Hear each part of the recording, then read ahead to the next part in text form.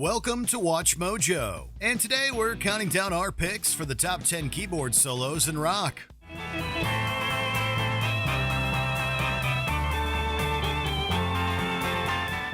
For this list, we'll be ranking the most righteous and evocative keyboard solos in the genre. Since we'll only be including synthesizers and keyboards here, traditional piano solos will have to be saved for another day. What's your favorite keyboard solo of all time? Let us know in the comments below. Number 10. Frankenstein, the Edgar Winter Group. It takes a special sort of rock instrumental to capture the minds of music fans on popular radio.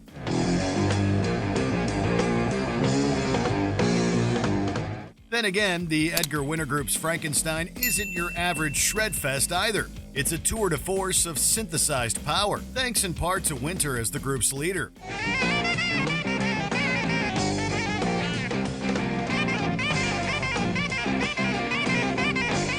There are moments for the entire band to solo here on Frankenstein, but Winter gets a most righteous tone out of his keyboard, that's for sure.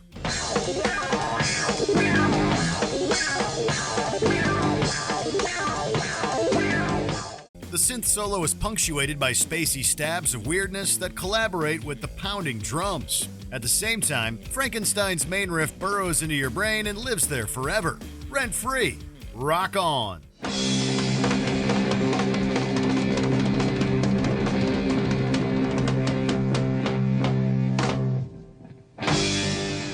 Number 9. Evil Ways, Santana.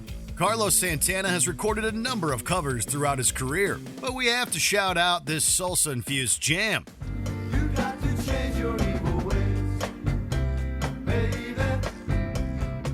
Originally recorded by Willie Bobo in 1967, Santana's version is much more steeped in psychedelic jazz rock. It features an outstanding Hammond organ solo from former vocalist Greg Rowley.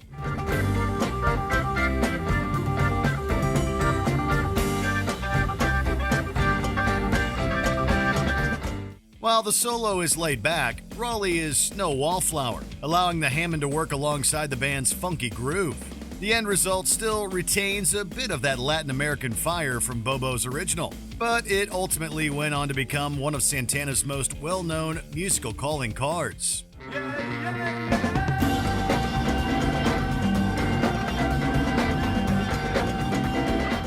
Number 8. One with Everything, Styx.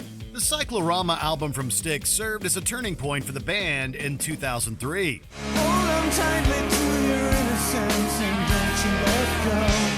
It was their first with new lead singer Lawrence Gowan, yet songs like One with Everything proved that the old Styx fire was still very much intact. Gowan's keyboard prowess shines in the song.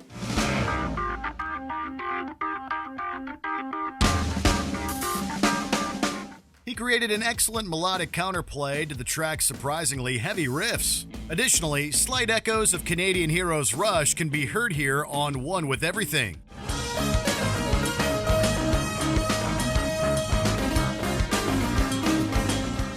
Gowan's standout talent on both vocals and synth proved that Styx was very much still a vital band for the present day.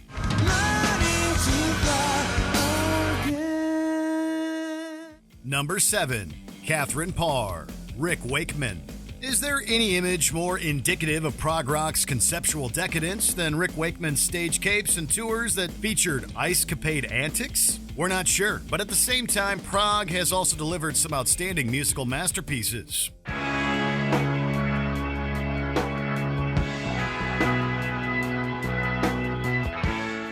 Wakeman was already a legend with the band Yes prior to releasing his first solo album in 1973.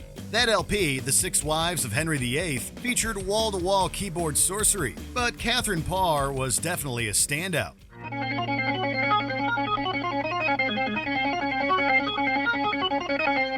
The whole thing is an exercise in excess, as Wakeman's seemingly endless solos take direct compositional inspiration from classical music.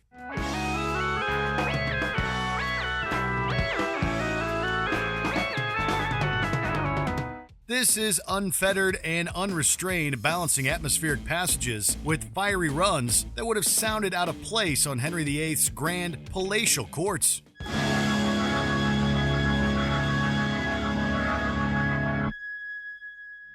Number 6. Smokin', Boston. Boston were, perhaps, the ultimate arena rock band. Their songs were big and loud, impeccably produced, but also weren't bereft of interesting musical ideas. Foreplay Longtime features an outstanding clavinet and organ solo from bandleader Tom Scholz. Meanwhile, Smokin' features a middle section with another appearance from both of those instruments.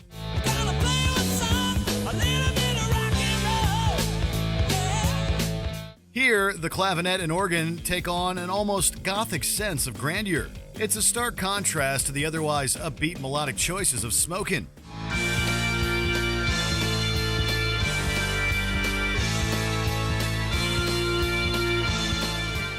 It also makes a nice counterpoint to the song's lightweight, party time vibes. Scholz' solo almost sounds cut from the Deep Purple cloth, and this is definitely a compliment.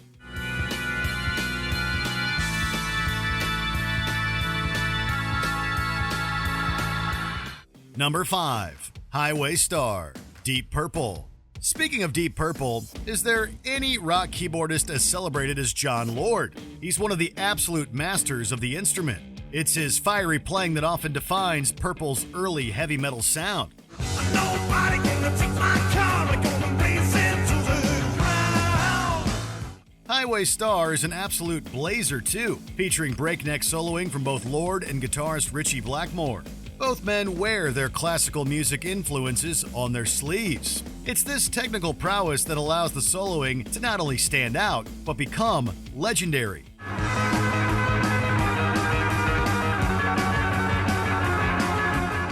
Lord's organ solo sounds like it's going to break away from the song at any moment.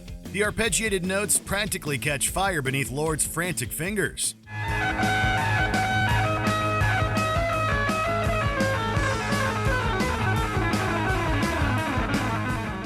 But don't take our word for it. Check out Purple's Machine Head LP and prepare to be amazed.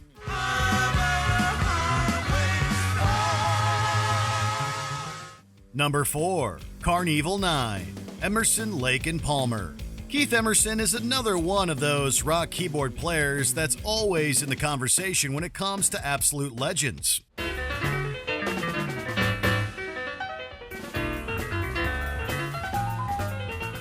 The man cut his teeth playing with proto-prog heavyweights like The Nice before founding the supergroup Emerson, Lake and Palmer in 1970. Carnival 9 is probably one of Emerson's best-known pieces.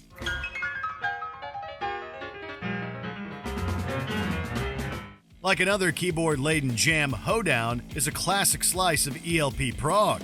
The song runs nearly 30 minutes in length, and it features a stellar solo from Emerson on a mini-moog that almost possesses a Caribbean feel at times.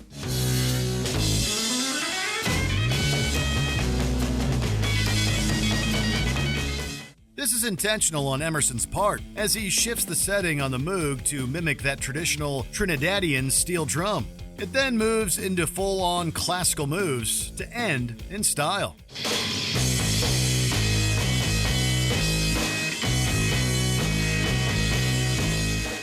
Number 3. The House of the Rising Sun, The Animals. We've been centering a lot of our keyboard solo talk in the 1970s thus far, but it's time to go back even further. There is a house in New Orleans. The House of the Rising Sun was already a folk standard prior to the Animals covering it in 1964. Their version, however, was an entirely different animal. This proto-psychedelia was steeped in the blues. It hammered a fresh new sound into the collective heads of a shaggy-haired youth culture. My father was a gambling man. This House of the Rising Sun is still mournful and melancholic, but anchored by Alan Price's spooky organ sound. Price solos behind nearly the entire song, but never crowds singer Eric Burden or his bandmates.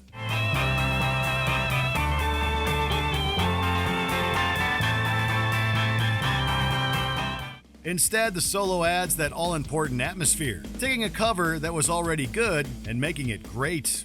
In God, I know I'm one.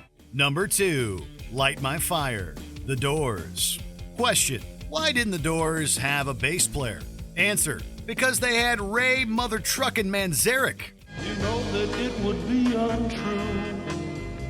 You know that I would be a liar. The man's extraordinarily talented hands were able to lay down both rhythm tracks and keyboard lines. This made Manzarek something of a secret weapon within the Doors' musical arsenal. Nowhere is that best exemplified than by the iconic opening lines of the band's Light My Fire.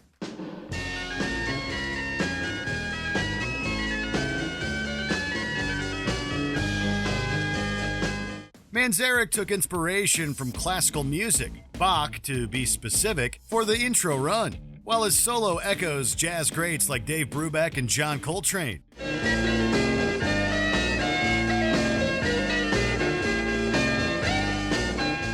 Manzarek and guitarist Robbie Krieger are a superb team throughout this instrumental section, with both solos pushing and pulling against each other with sheer melodic brilliance.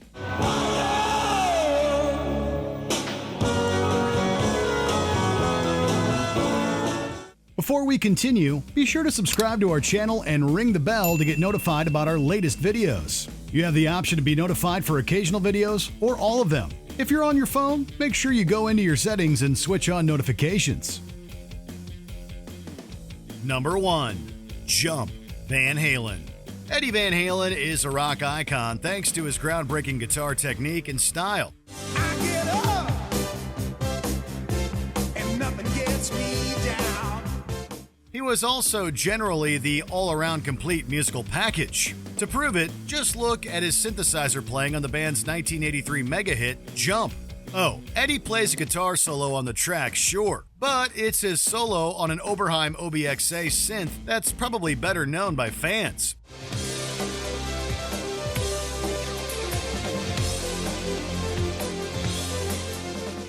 It's poppy and melodic, taking Eddie's classical influences and letting them shine.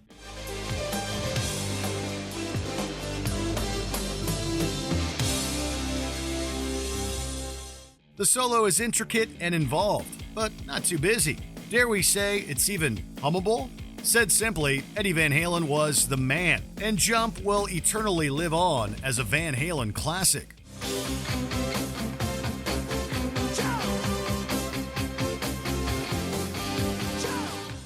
Did you enjoy this video? Check out these other clips from WatchMojo, and be sure to subscribe and ring the bell to be notified about our latest videos.